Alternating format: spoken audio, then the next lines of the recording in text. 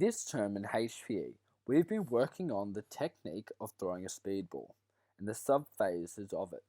During this video analysis, I'm going to show the improvement that I made from week 1 to 3. As you can see in my initial week 1 video, my technique is very poor. The most noticeable thing that I'm doing wrong here is throwing that I'm not doing well, is starting my throw in an unstable position. This means that even if my throw is good, I'll be off balance and will not lead to an effective throw. Another thing I did wrong in this clip was not take a long step. This inhibits my... This is very wrong due to me not being able to generate the extra power through my chest. Throwing with the arms is also bad technique to learn due to your arms being a much smaller muscle group than your chest. From watching the first clip, it's clear that the 3 main skills I need to work on is my balance before the throw. As you can see here, I'm leaning back very far. This is not allowing me to gain the balance that I need to be able to throw at max power. Secondly, I need to improve on how I hold the ball during the throw. Due to, in my initial video, week 1 video, I can be seen holding the ball with both hands.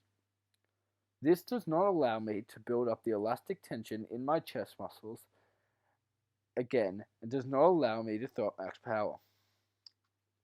Thirdly, I need to work on the follow through, specifically not falling over and instead stepping through with my back foot. This will allow me to stay more balanced and overall lead to a better throw. The skills portrayed in the week 1 clip are vastly contrasted by my performance in week 3. As you can see, I throw the ball with a lot more power and accuracy. This was achieved by 1. Throwing the ball with a much wider stance. 2. Throwing the ball with one arm. I threw the ball with a much wider stance because it allowed me to open my chest more and allow for the tension through my chest to form. I also did this to allow my follow through to be easy because it would allow me to take a step through with my back foot. In this clip, there were many improvements made. I threw the ball much faster, much more powerful, and much more accurately. Also, I was much more balanced. My follow through was very clean. In the clip, the improvements that need to be made are: when I throw, my chest opens up very early. This can be seen, as you can see, in this professional's throw. He throws the ball with a very flat and horizontal chest. The professional who's throwing it is in a T position, whereas in my throw, I'm in a T position, but my T is facing forward. Another improvement that could be improved is my follow through. My follow through is stepping across my body. This works but is not ideal. In the video, you can see when he follows through, his arc comes straight around and he stays still. This is ideal. Although my skill is not ideal, it worked during game scenarios. It was very effective in scoring goals without defenders around. This is clear in this clip, where as you can see, there are a few defenders around me, but I still managed to score the goal. This same skill is also viewed in this clip, and again in this one. Feedback had a massive impact on my performance. The feedback I had on my performance was extraordinary. Every time I missed the goal, it taught me what worked and what didn't.